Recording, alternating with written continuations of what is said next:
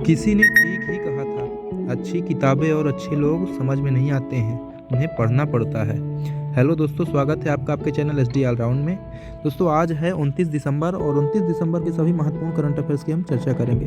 दोस्तों भारत के जितने भी एग्ज़ाम होते हैं कॉम्पिटिटिव एग्ज़ाम, उनमें सभी में बहुत इंपॉर्टेंट क्वेश्चन लिए गए उनके लिए। तो दोस्तों साथ ही साथ इसमें मध्य प्रदेश का भी करंट अफेयर्स लिया गया है और स्टैटिक जीके हैं जो कि आपके जनरल नॉलेज को भी बूस्ट करेंगे। तो चलिए दोस्तों स्टार्ट करते हैं हम आज के अपने क्वेश्चन के साथ। पहला क्वेश्चन है दोस्तों, हाल ही में क्रिकेट की विजय हजारे ट्रॉफी किसने जीती है? तो इसका आंसर होगा हिमाचल प्रदेश ने जीती है। तो किसको हरा के जीता है? तो तमिलनाडु को हरा के जीता है। 6 बार की चैंपियन तमिलनाडु को ये हरा के इस बार हिमाचल प्रदेश ने पहली बार विजय हजारे ट्रॉफी जीती है। इसके बारे में समझते हैं दोस्तों। शुभम अरोड़ा के नाबाद 136 रनों की बदौलत हिमाचल प्रदेश ने 26 दिसंबर को जयपुर में तमिलनाडु को हराकर अपनी पहली विजय हजारे ट्रॉफी जीती है। वहीं दिनेश कार्तिक की टीम तमिलनाडु के खिलाफ हिमाचल प्रदेश के कप्तान ऋषि धवन ने टॉस जीतकर पहले गेंदबाजी करने का फैसला किया था। चलिए हम विजय हजारे ट्रॉफी की बात आई है तो उसके बारे में समझते हैं। विजय हजारे ट्रॉफी किसके द्वारा आयोजित की जाती है? तो BCCI के द्वारा आयोजित की जाती है। फॉर्मेट लिस्ट ए क्रिकेट का होता है। फर्स्ट एडिशन 2002-03 में, लास्ट एडिशन 2021-22। वहीं नंबर ऑफ टीम कितनी है? तो 38 टीमें भाग लेती हैं इसमें। और वर्तमान चैंपियन हिमाचल प्रदेश और 6 बार की चैंपियन रह चुकी तमिलनाडु। ठीक, दूसरा क्वेश्चन है उससे पहले दोस्तों आप हमारे चैनल को लाइक शेयर और सब्सक्राइब कर दीजिए, साथ ही साथ बेल आइकन जरूर प्रेस कर दीजिए। हाल ही में केंद्र सरकार ने किस राज्य से सशस्त्र बल विशेष अधिकार अधिनियम अपस्फा वापस लेने की जांच समिति का गठन किया है? इसका आंसर होगा दोस्तों नागालैंड। क्या होगा इसका आंसर? नागालैंड की सरकार ने। चलिए इसके बारे में जानते हैं। इसकी अध्यक्षता भारत के रजिस्ट्रार जनरल और जनगणना आयुक्त विवेक जोशी करेंगे तथा इसमें 5 सदस्य होंगे। 45 दिन में समिति अपनी रिपोर्ट देगी। केंद्रीय गृह मंत्रालय में अपर सचिव पीयूष गोयल इसके सदस्य सचिव होंगे। पैनल और अन्य सदस्य नागालैंड के मुख्य सचिव और पुलिस महानिदेशक और असम राइफल के DGP होंगे। चलिए समिति के बारे में जानते हैं। समिति के गठन का क्या कारण है? तो समिति गठन नागालैंड में भी हाल ही में सेना के द्वारा क्या किया गया, 14 लोगों को मारे गए हैं और इस घटना के बाद वहाँ लोगों में अपस्फा को खत्म करने की मांग तेजी से उठ गई है। अपस्फा क्या है? तो अपस्फा के बारे में समझते हैं। अपस्फा एक armed force special power act होता है। इसके अंतर्गत क्या होता है, सशस्त्र बलों को बिना वारंट के गिरफ्तार करने की शक्ति देता है। एक बार जब क्षेत्र को अशांत घोषित कर दिया जाता है तो अधिनियम 1976 के तहत कम से कम 6 महीने तक यथास्थिति बनाए रखनी होती है। भारतीय संसद द्वारा 11 सितंबर 1958 को यह पारित किया गया था। वर्तमान में अधिनियम नागालैंड, असम, अरुणाचल प्रदेश, मणिपुर, जम्मू कश्मीर के कुछ हिस्सों में लागू है।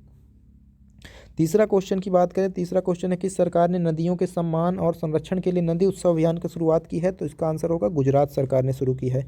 चलिए इसके बारे में डिटेल्स जानते हैं। गुजरात सरकार ने राज्य के विकास में नदियों के योगदान को सम्मान देने और उनके संरक्षण के प्रति लोगों में जागरूकता पैदा करने नदी उत्सव की शुरुआत की है।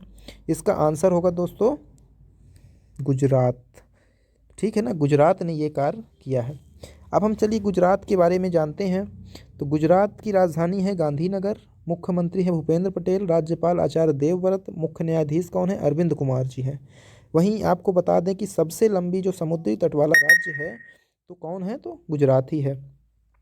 गुजरात के पड़ोसी राज्यों की बात करें तो उत्तर में राजस्थान, पूर्व में मध्य प्रदेश, वहीं दक्षिण में महाराष्ट्र है। गुजरात के पड़ोसी देश मात्र एक है, पाकिस्तान है। वहीं विधानसभा सीटें 182, लोकसभा 26 और राज्यसभा सीटें कितनी गुजरात की? तो 11 सीटें हैं।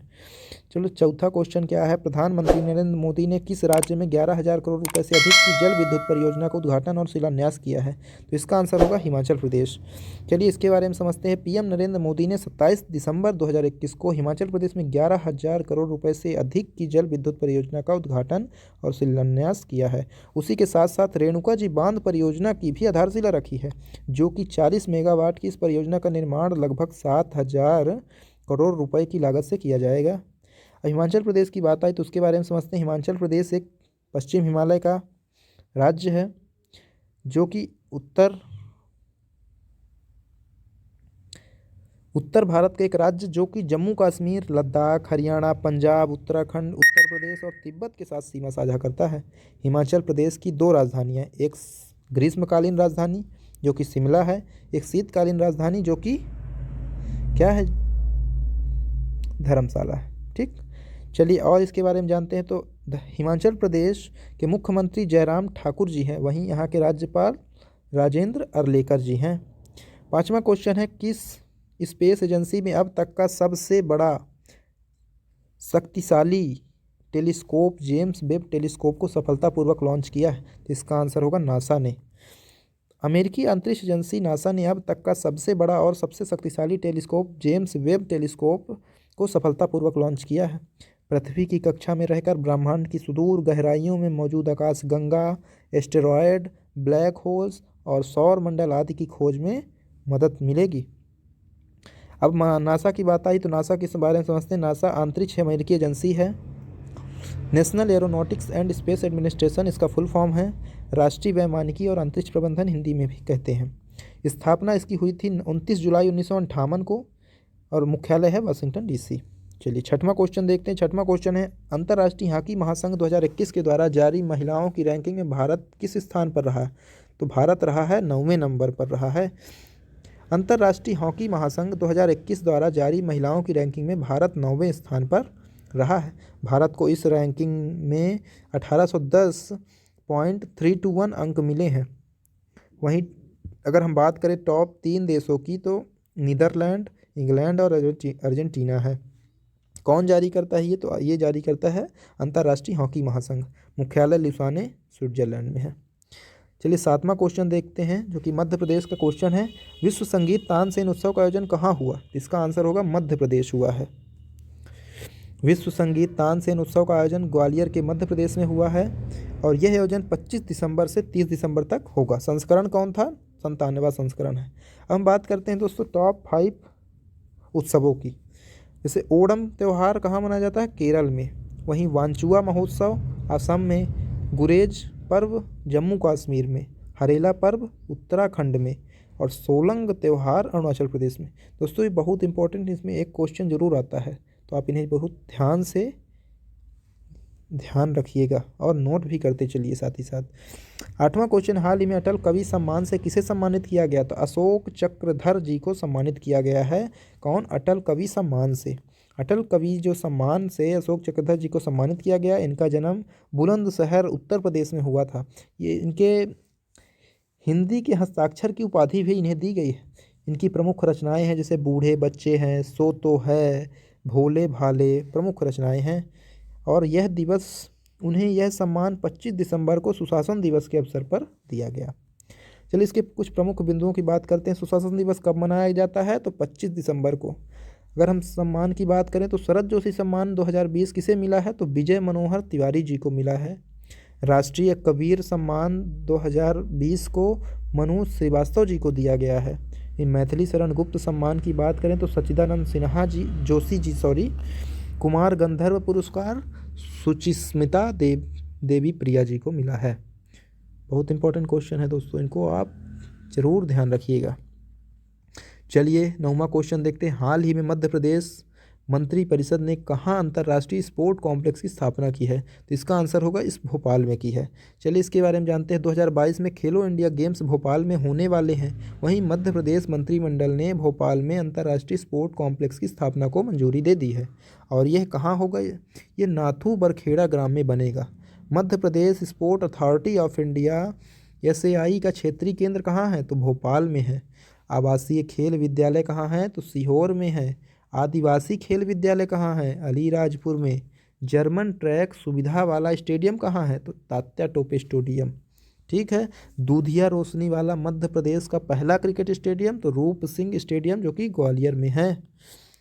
चलिए अगले क्वेश्चन की ओर बढ़ते हैं। 10वां क्वेश्चन है, एशिया का सबसे बड़ा फर्नीचर क्लस्टर कहाँ विकसित किया जाएगा? तो इसका आंसर होगा बेटमा। बेटमा कहाँ है दोस्तों? तो बेटमा है धार में। इसका यह आंसर होगा धार में है बेटमा। ठीक है। और ये तामोट कहाँ है? तो तामोट है रायसेन में। बुधनी सीहोर में है। और बड़ौदी कहाँ है? तो बड़ौदी है शिवपुरी में है। ठीक है दोस्तों। चलिए अब इसके बारे में डिटेल्स जानते हैं। MSME मंत्री ओम प्रकाश सकलेचा। MSME मंत्री कौन है? Micro small and medium enterprises के मंत्री कौन हैं? तो ओम प्रकाश सकलेचा जी हैं। नीमच औद्योगिक केंद्र में लगभग 11 करोड़ रुपए से अधिक कार्यों का भूमि पूजन किया और इसी दौरान बताया कि ऐसे कि सबसे बड़ा फर्नीचर क्लस्टर बेटमा धार में विकसित किया जाएगा। अब चलिए दोस्तों कुछ हम ऐसे ही क्लस्टरों की बात करते हैं और जानते हैं उनके प्रमुख। ऑटो क्लस्टर कहाँ है तो पीथमपुर धार में है। गवर्नमेंट क्लस्टर कहाँ है तो जबलपुर में है। खिलौना क्लस्टर कहाँ बनाया जाएगा तो बुधनी सीहोर में बनाया जाएगा। वहीं फूड क्लस्टर की बात करें तो बड़ौदी शिवपुरी में बनाया जाएगा। मध्य प्रदेश में लकड़ी चीरने का सबसे बड़ा कारखाना कहाँ है तो मनेरी मंडला में है। ठीक है दोस्तों, ये बहुत इंपॉर्टेंट क्वेश्चन दोस्तों जो कि आपके एग्ज़ाम के लिए बहुत ही ज़रूरी है। कांस्टेबल, एमपीपीएससी है, एसआई है, एसएससी, रेलवेज़ के सभी एग्ज़ामों के लिए बहुत इंपॉर्टेंट क्वेश्चन है दोस्तों। चलिए आगे बढ़ते हैं दोस्तों, आज यहीं तक। अब प्लीज़ दोस्तों हमारे चैनल को लाइक, शेयर, सब्सक्राइब कीजिए, साथ ही साथ कमेंट कीजिए, बताइए हमें कैसा लगा आपको वीडियो। और हाँ दोस्तों, स्वस्थ रहिए, मस्त रहिए, धन्यवाद।